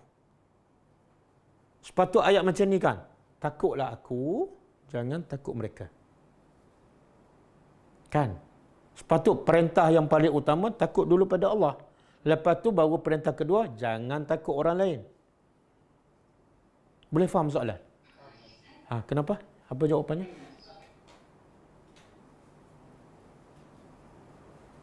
Buang yang negatif dulu. Buang yang negatif dulu. Kenapa? Pasal negatif akan buat dia takut. Negatif menyebabkan dia takut. Dia contoh macam inilah. Dia punca orang takut pada Allah. Dia solat. Dia takut pada orang kan. Dia solat. Dia sembah Allah 5 kali sehari. Solat malam lagi. Tapi takut pada hantu. Takut pada rezeki kan. Takut pada COVID kan. Tak keluar rumah langsung. Dah berapa lama tak keluar? Sebulan. Kan? Kenapa? Takut COVID. Kan? Tapi dia solat malam. Solat duha sampai hitam dahi. Kenapa dalam keadaan dia ibadat kuat tapi masih ada rasa takut pada orang lain? Kenapa? Dia tak buang dulu. Dalam keadaan dia sembah Allah, dia tak buang, dia tak bersihkan rasa takut pada yang lain. Sebab tu kalau betul-betul nak takut pada Allah, kena bersih dulu takut pada yang lain. Barulah betul-betul takut tu menjadi. Dia ulama bagi contohlah. Macam kita gelas kotor, nak masukkan air bersih. Macam mana kita nak jadikan air itu tetap bersih dalam gelas yang kotor? Bersihkan dulu, buang dulu. Kalau gelas kotor kita tak bersih, masuk air bersih, apa jadi? Begitulah, kita dalam keadaan takut hantu, takut suami, takut bos. Lepas tu dalam itulah kita nak masukkan takut pada Allah. Tak menjadi. Tengah solat malam tu, dah 20 rakaat, tiba-tiba bunyi, terkejut, berhenti terus bagi salam.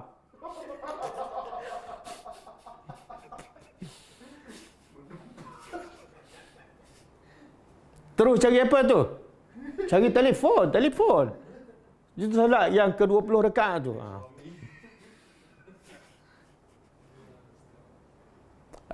Sebab tu lah. Ada seorang salafus saleh. Dia solat di tengah bandar Basrah. Saya lupa nama apa. Salafus saleh. Dia kawasan bandar dan banyak kedai lah. Tiba-tiba orang ramai dengar masjid tu roboh. Jadi semua orang tahu dia tu selalu solat di masjid tu. Jadi orang semua takut orang ni yang solat tu diruntuh oleh bangunan kan. Tengok bahagian dia solat tak runtuh dan dia tengah solat. Maknanya keliling dia runtuh tapi dia terkejut tak? Dia terkejut tak? Dia bagi salam tak?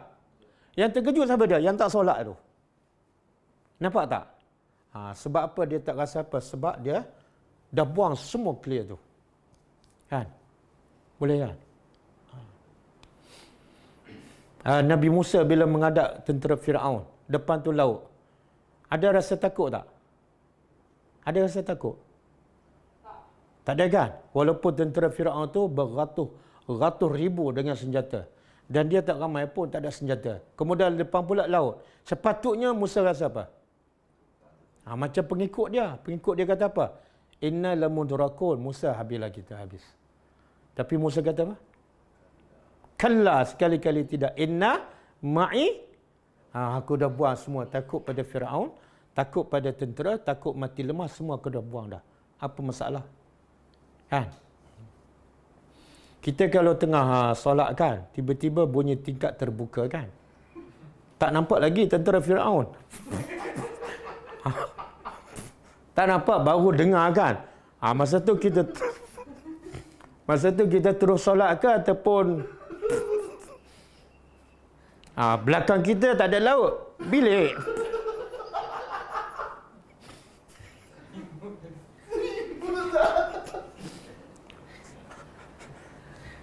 Kenapa tu? Sebab kita terbalikkan. Kita takut pada Allah dalam keadaan, dalam hati kita banyak. Samalah sekarang orang kena COVID-19, PKP kan. Macam-macam dia takut. Tapi dia kaki masjid. Takut rezeki. Bila nak habis PKP. Macam-macam dia takut. Tapi dia kaki solat. Sebab apa? Sebelum dia takut pada Allah, dia tak buang dalam hati dia takut pada yang lain. Okey.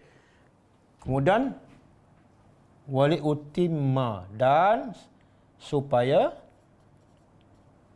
aku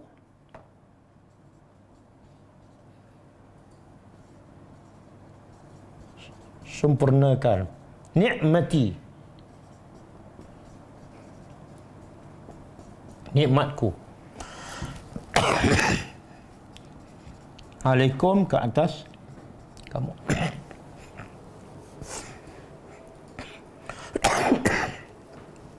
Ini sebab yang kalau ayat ni kedua. Sebab pertama apa tadi? Supaya orang kafir tak ada alasan. Sebab kedua, supaya aku lengkapkan nikmatku ke atas kamu. Nikmat apa ni? Ayat ni kita tahu turun bila ni? Madinah kan? Tahun berapa? Tahun kedua Hijrah. Masa tu Islam dah lengkap tak? Belum. Ayat Quran dah lengkap tak? Bila Islam dah lengkap, tahun ke-10 Hijrah, turun ayat Al-Yawma akmaltu lakum dinakum wa atmamtu alaikum. Hari ini aku dah lengkapkan agamaku dan aku telah sempurnakan nikmatku. Okey. Betul kita boleh faham sebab ayat tu turun bila? Di hujung kehidupan Nabi.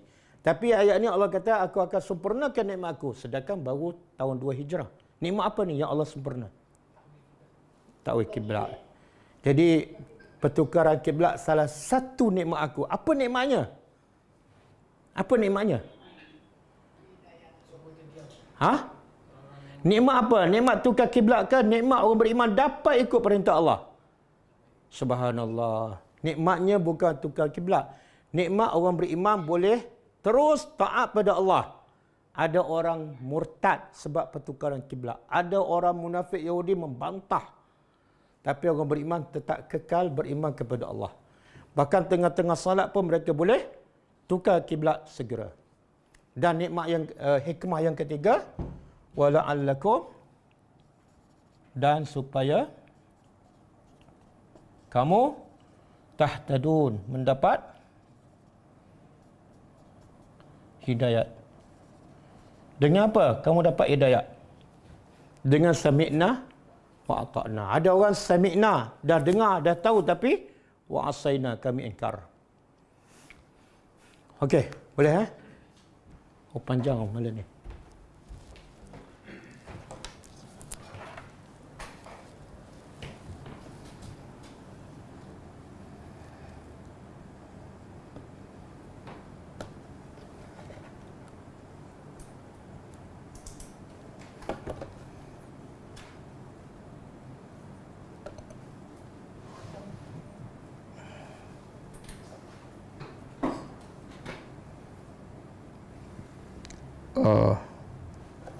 Okey, saya nak janji semalam.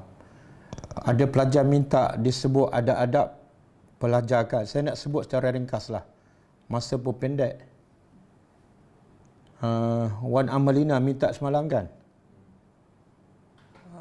Antaranya, ya.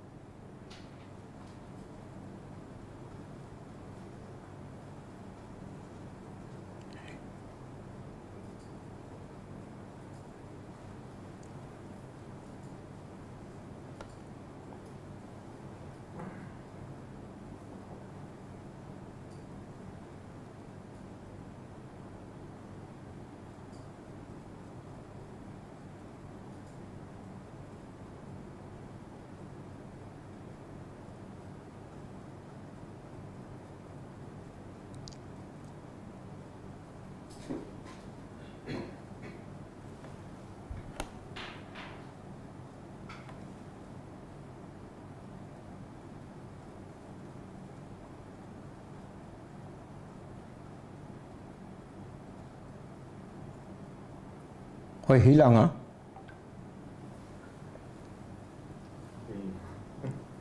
Tak, artikel yang saya baca tu dah hilang.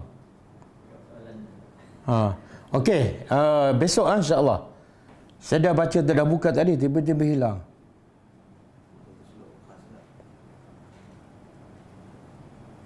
Besok minta maaf siapa ni, Wa Al-Mulina dan pelajar yang lain. Ustaz, insyaAllah. Okey. Kita pergi pada jawab soalan.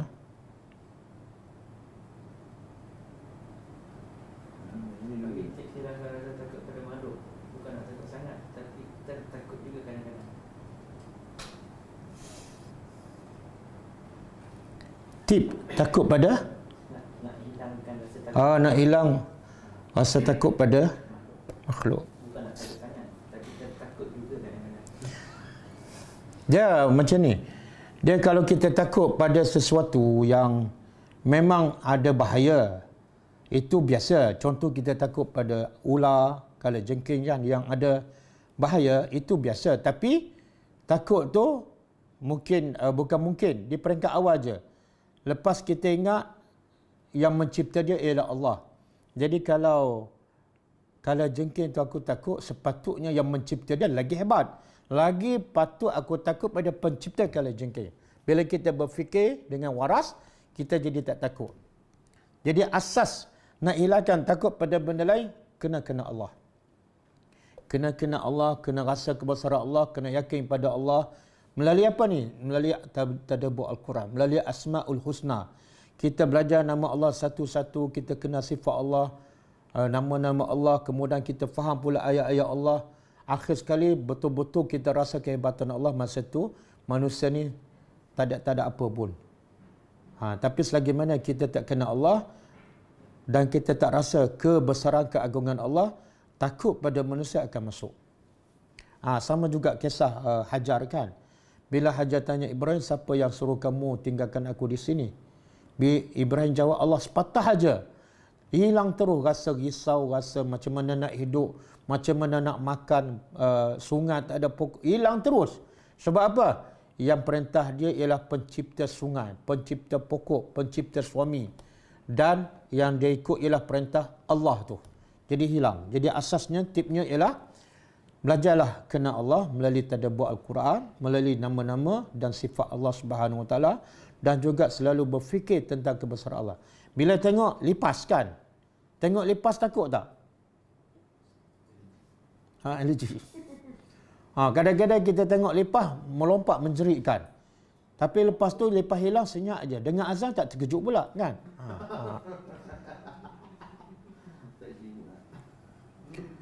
Jadi kena banyak berfikir, kena banyak tafakkur tentang kebesaran Allah. Wallahu a'lam. Ada soalan ni? Ada ni dalam Boleh baca. Zoom. Baca antaranya. tadi soalan, apakah batal solat jika suatu solat mata kita mengilau ke arah lain tapi fokus dalam bacaan? Mana dia buat dia nama? Okey, masa solat mata melilau lah. Kanan kiri, solat tak batal. Sebab syarat membatalkan solat bukan melihat ke atas ataupun ke bawah. Syarat membatalkan solat kita dah belajarkan, terkentuk ke, terbuka aurat dengan sengaja. Jadi bila mata melilau, solat tak batal, tetapi membawa kepada solat tak diterima. Sebab apa? Tak khusyuk. Solat yang diterima ialah khusyuk. Qad aflahal mu'minun allazina hum fi salatihim khashi'un. Yang Allah terima, yang berjaya ialah orang yang khusyuk saja. Jadi solat sah tapi belum tentu diterima. Bahkan ada satu hadis Nabi sebut yang maksud dia jaga pandangan mata kamu dalam solat. Kalau tidak, Allah akan sambar pandangan mata kamu. Ada ulama mengatakan Allah sambar pandangan mata bila mata kita melilau masa solat. Maksudnya ialah Allah jadikan kita buta di dunia. Ada pendapat mengatakan buta hati. Ada juga pendapat mengatakan Allah jadikan kita buta di akhirat. Bila tu? Bila kita solat, mata melilau kanan kiri atas bawah. Bila nak tengok ke mana, kita dah sebut semalam kan. Okey, soalan lain? Adakah anak yang meninggal semasa kecil dapat memberi syafaat kepada ibu bapanya? Ya. Anak yang kecil bila meninggal, ada hadis, beberapa hadis, anak yang kecil bila meninggal boleh memberi syafaat kepada ibu bapaknya. Bahkan anak tu akan tunggu di pintu syurga. Dalam hadis disebut bila Allah kata masuk syurga, dia kata aku tak nak tunggu sehingga dapat masuk bersama bapakku. Tapi syaratnya mak bapak dia orang beriman dan mak bapaknya sabar ketika anaknya meninggal. Kalau jenis tak sabar, susah. Tak ada jaminan. Wallahu a'lam.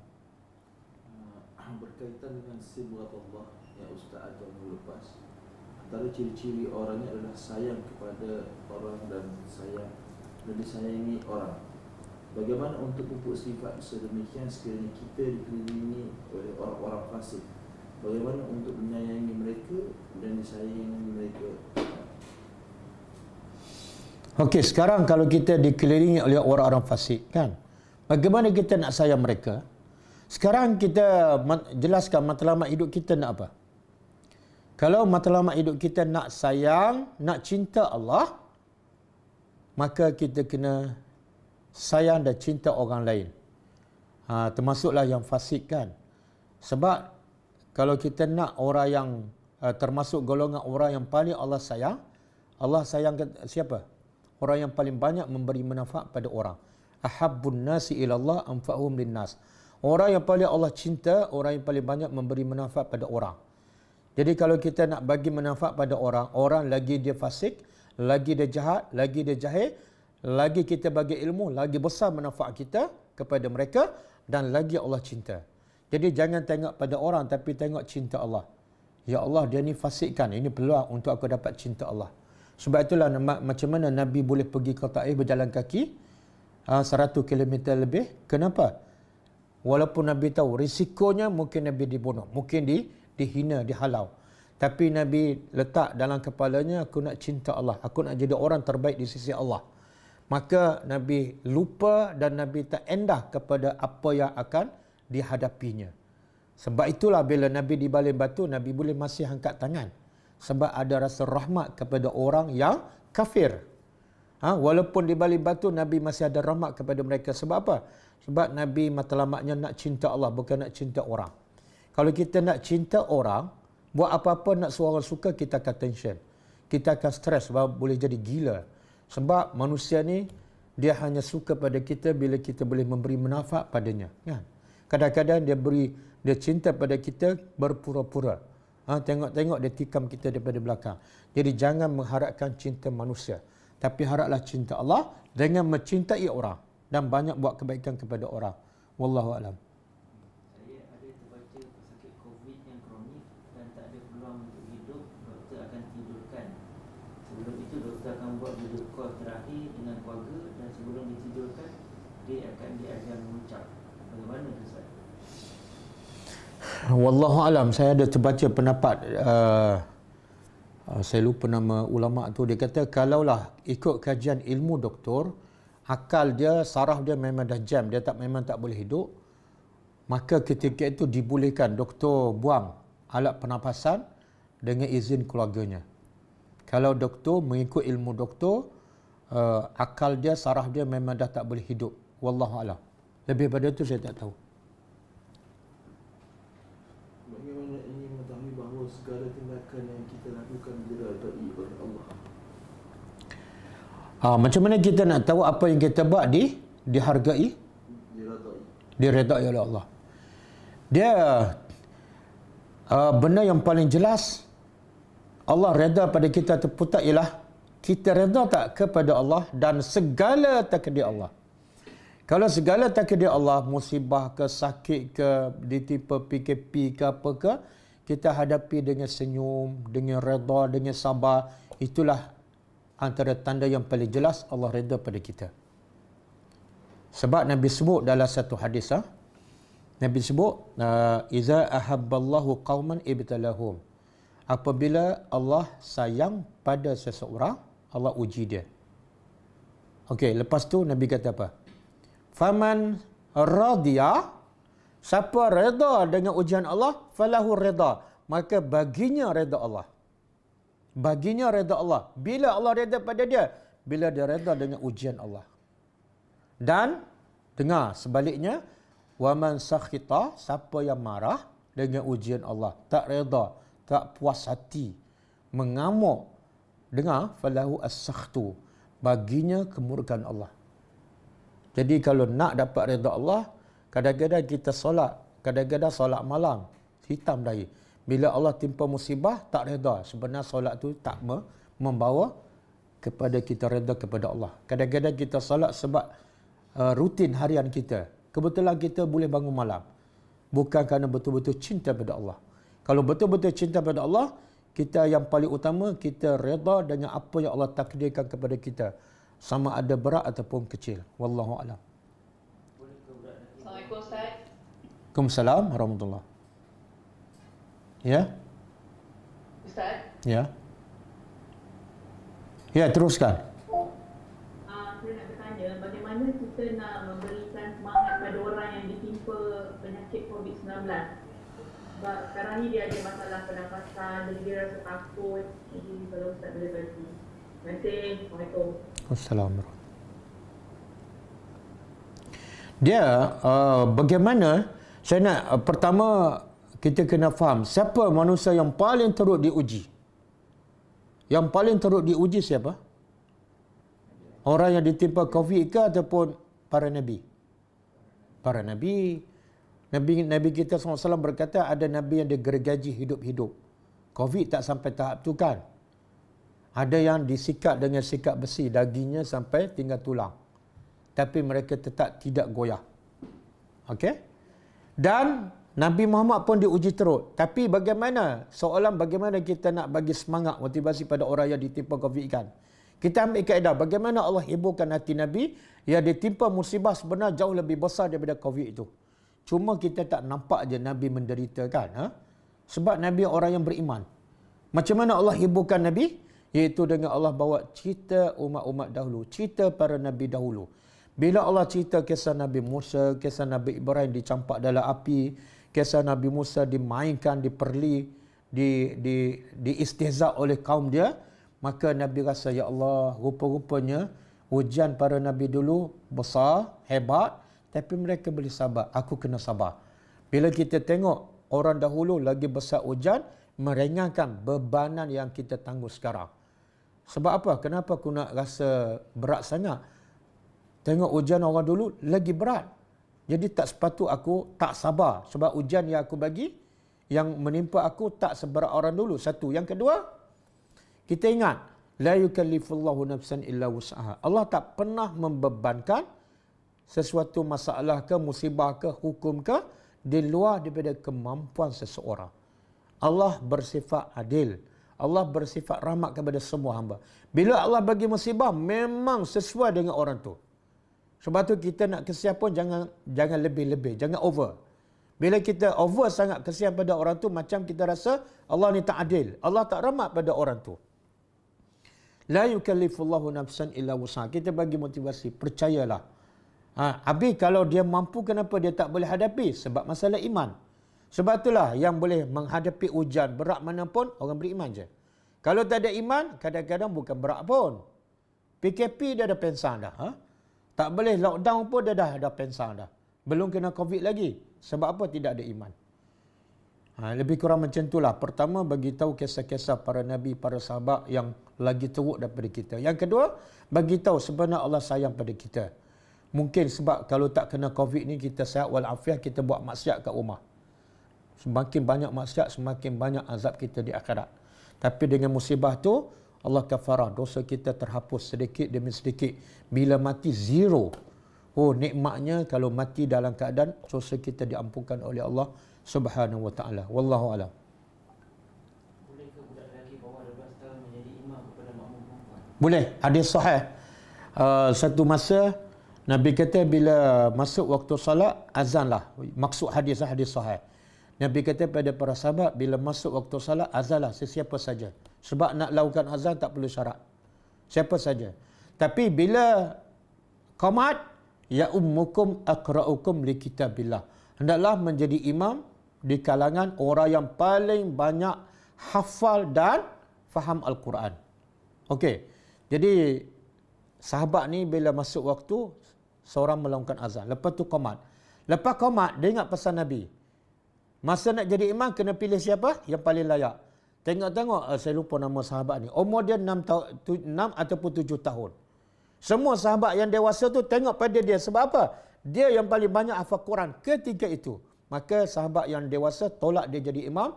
Ketika itu dia sebut dalam hadis, umurnya 6 ataupun 7 tahun. Dan solat fardu, sah. Tetapi kena tengok jugalah kalau budak tu umur 12 tahun. Tapi hukum solat pun tak erti, tak boleh lah. Umur 7 tahun, 8 tahun, 10 tahun, hafal Quran dan tahu hukum hakam solat ke depan, jadi imam. Sebab bapak ni umur 70 tahun tapi perangai macam budak, apa 3 cool je. Jadi anak dia lebih layak lah. Wallahu a'lam. Adakah kita perlu untuk memahami hikmah Ustaz. atau kenapa sesuatu hadis Okey, sekejap. Assalamualaikum Ustaz. Sekejap Kak Rosna, ada orang baca soalan. Sekejap. Okey. Okey.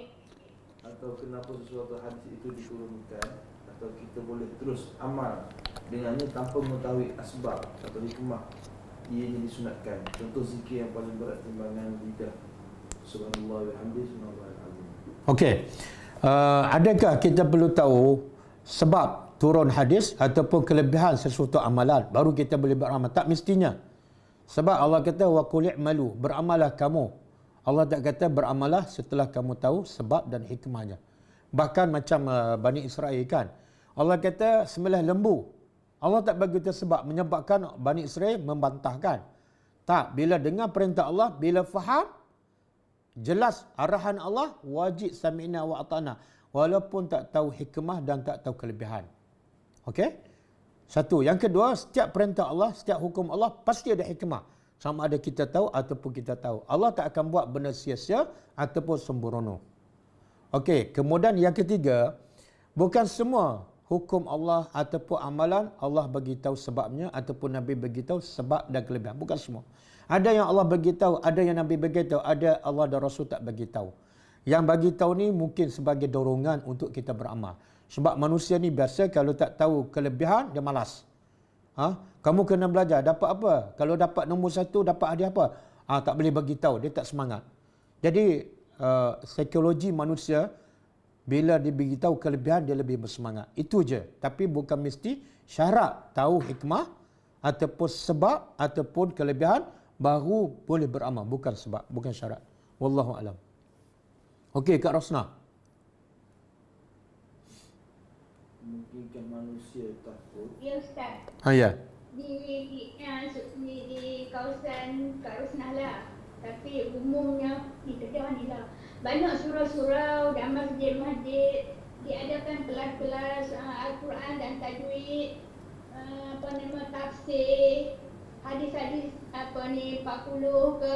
Tapi kenapa tadabbur tu tak ada ustaz yang untuk mengajar tu? Cuma saya jumpa ni Ustaz Muin dalam tadabbur je. Kenapa tak ada ustaz yang boleh mengajar tadabbur, sedangkan bila saya dah mempelajari daripada apa saja, banyak pengajaran daripada ayat-ayat Quran kan, membagi pengajaran kat kita. Sedangkan itu yang patutnya kita buatlah untuk kita amalan kita. Tapi kebanyakan surau-surau banyak Al-Quran dan tajwid. Okey, jawapan saya pertama, soalan ni sepatut ditanya pada pengurusi masjid itulah. Kalau saya pengurusi masjid, saya boleh jawab lah. Tapi saya bukan pengurusi masjid, saya tak boleh menjawab mewakili pengurusi masjid. Kemudian yang kedua, saya rasa lah sebab tradisi kita hanya kuliah di masjid ni hanya sekadar penuh jadual. Jadi sebab itulah bila mengajar apa-apa subjek pun dia tak memberi kesan, dia tak membawa perubahan kepada jemaah kepada keluarga jemaah yang pergi masjid. Sebab ilmu tu sekadar memenuhi syarat. Kan? AJK pun sekadar buat jadual, kadang-kadang Pak Imam pun tak ada masa kuliah maghrib. Kadang-kadang AJK pun tak ada kan? Jadi kena keluar daripada kompong-kompong tradisi tu. Iaitu bila masjid mesti ada kuliah maghrib. Bila kuliah maghrib tak kira siapa mengajar, tak kira apa yang dia ajar. Tak. Tengok apa yang dia ajar yang paling utama oleh Nabi. Nabi ajar apa dia? Yang paling utama Nabi ajar sahabat orang Mekah apa dia? Bukan tasawuf. Bukan fiqh Quran. Sebab Quran, fazakir bil Quran. Quran je boleh mengubah hati dan akhlak manusia. Quran je boleh mengubah cara manusia berfikir. Kalau mengajar selain pada itu, dia tak mengubah apa-apa. Jadi sepatutnya pihak masjid ke pihak apa je, tekan pada tadabbur Al-Quran. Yang lepas tu, hajarlah. Lepas dah faham Al-Quran, kata-kata Allah yang pertama. Kena Allah dulu. Lepas tu, ajar fiqah ke solat, fiqah pun jadi mudah. Solat pun jadi mudah. Sebab kita dah kena Allah Subhanahu Wa Taala. Jadi insya-Allah tunggu saya jadi Menteri Agama, saya akan selaraskan. Okey. Bukan apa Ustaz, sebab apa kalau kita belajar melalui online pun jarang ada ustaz atau ustazah ni, bukan saya nak condemn ustaz-ustazah lah yang mengajar bab yang lain kan. Jarang ada terjumpa yang untuk tadabbur macam Ustaz Muin ni lah. Tak apa, bersyukurlah yang ada sikit ni muncul ada kan. Dulu zaman mak bapak kita, nenek moyang kita langsung tak ada. Alhamdulillah kita hidup di zaman ada juga walaupun sedikit. Bersyukur alhamdulillah. Dan Kak Rosnan dan semua pelajar, jadilah ustaz yang boleh tadabbur Al-Quran, ustazah yang boleh tadabbur Al-Quran. Jadi kita sendiri pelajar akhirnya mengajar juga walaupun tak di masjid. Jangan terperangkap dengan tradisi kita, iaitu bila kelas agama di masjid je. Nabi mengajar di mana-mana. Nabi pergi ke Taif, Nabi pergi ke kemah, Nabi pergi ke rumah orang. Itulah cara dakwah Nabi yang terkesan. Jadi kalau kita fokus pada masjid, golongan tertentu sahaja, orang yang sama je. Sedangkan di luar masjid ada ratusan ribu lagi yang tak pergi masjid, tak dapat peluang belajar. Jadi kita ambil peluang. Yang belajar tadabbur bila faham, sebarkan pada anak isteri kita. Berapa ramai ada student tadabbur Al-Quran, dia sebar pada staf dia kalau ada syarikat. Dia sebar pada anak isteri dia sebar pada jiran dia. Berapa ramai, alhamdulillah.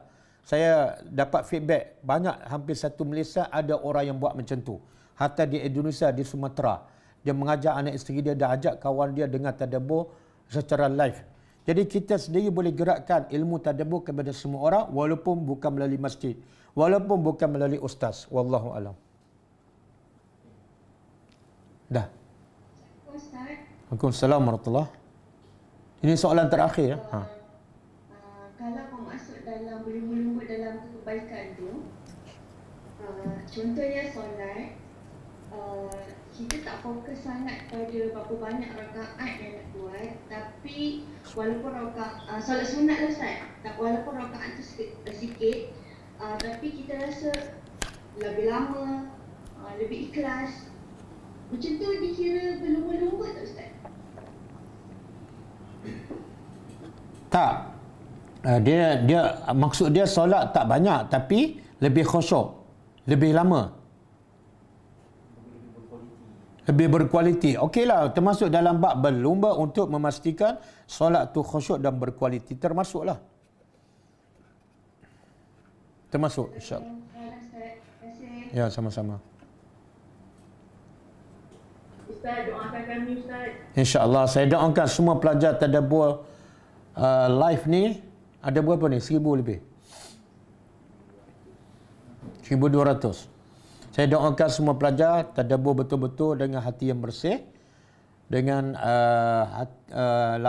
dada yang lapang, dan supaya Allah masukkan terus tadabbur dalam hati dan akhirnya boleh mengubah cara kita berfikir akhlak, dan kita juga akhirnya menjadi pendakwah, boleh mengubah orang dengan izin Allah Subhanahu Wa Taala.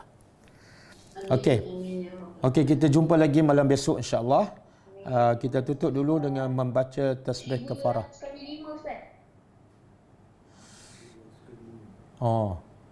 Subhanakallahumma wa bihamdika asyhadu an la ilaha illa anta astaghfiruka wa atubu ilaik. Assalamualaikum warahmatullahi wabarakatuh. اقرأ كتاب الله ترق جنانه وتنل عظيم الأجر والغفران رتله روي القلب من نفحاته كالماء يروي لهفة العطشان اقرأ كتاب الله ترق جنانه وتنل عظيم الأجر والغفران